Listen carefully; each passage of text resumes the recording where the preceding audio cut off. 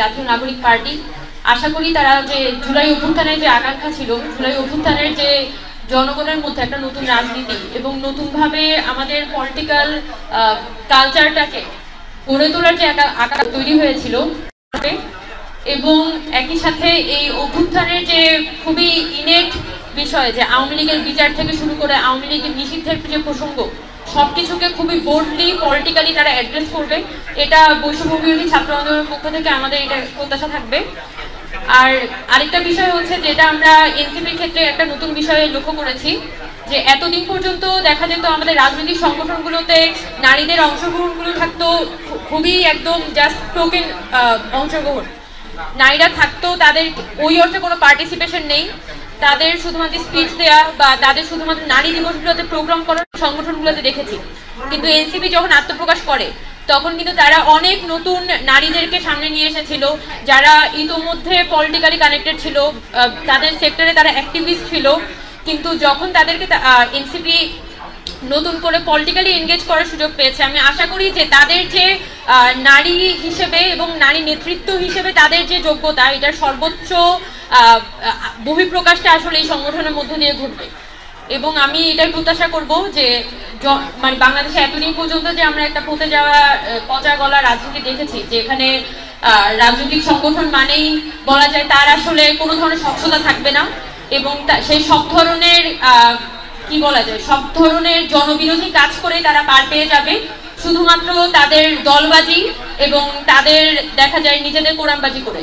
কিন্তু আমি আশা করব যে এনসিপি হচ্ছে সেই জায়গায় অনেক বেশি জনমুখী হবে এবং জনগণের কাছে সবসময় তাদের একটা জবাবদিহিতার কালচার, জবাবদিহিতার সংস্কৃতি তারা রক্ষা করবে।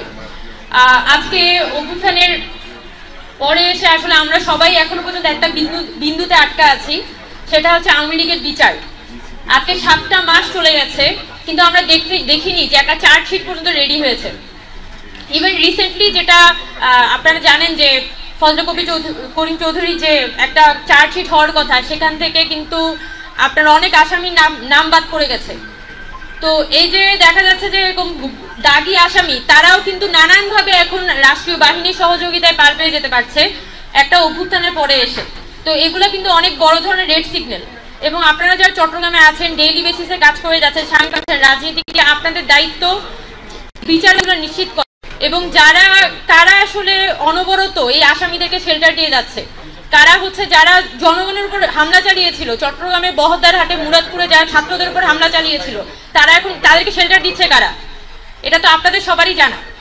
তো আমরা এক্সপেকটেশন থাকবে যে আপনারা যারা চট্টগ্রামে আছেন, এখানে রাজনীতি করছেন, এই চট্টগ্রামের রাজনীতিকে পুনরায় ঢেলে সাজাতে এবং আওয়ামী লীগের বিচার নিশ্চিত করতে আপনারা সর্বোচ্চ ভূমিকা পালন করবেন।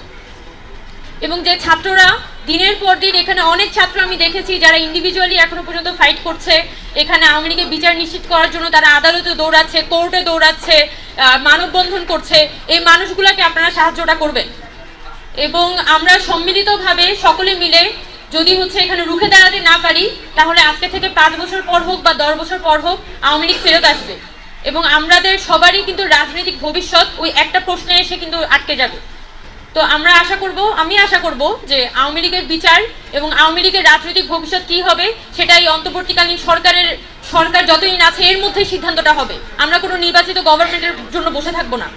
এবং আপনাদের সবার সাহায্য সহযোগিতা আমরা আশা করি যে এনসিপি যে নতুন রাজনৈতিক দল হয়েছে, আমরা আশা করি যে আপনারা এই ক্ষেত্রে সর্বোচ্চ সহযোগিতা করবেন এবং সর্বোচ্চ ভোকাল থাকবেন, এবং অন্যান্য রাজনৈতিক দলের যে নেতৃবৃন্দ এখানে উপস্থিত আছেন তাদেরকেও আমি অনুরোধ জানাবো আওয়ামী লীগের বিচার নিশ্চিতকরণ এবং আওয়ামী লীগের রাজনৈতিকভাবে প্রতিহত করার জন্য কিভাবে আসলে সকলে মিলে ঐক্যবদ্ধ হওয়া যায় এবং সকলে মিলে বাংলাদেশের নতুন রাজনৈতিক বন্দোবস্ত তৈরি করা যায়, সেই বিষয়ে আপনারাও সোচ্চার থাকবেন যার যার জায়গা থেকে। এবং আমি বৈষম্যবিরোধী ছাত্র আন্দোলনের পক্ষ থেকে সবাইকে একটা ঐক্যবদ্ধ বাংলাদেশ গড়ার আহ্বান জানিয়ে আমার বক্তব্য এখানে শেষ করছি। ধন্যবাদ সবাইকে।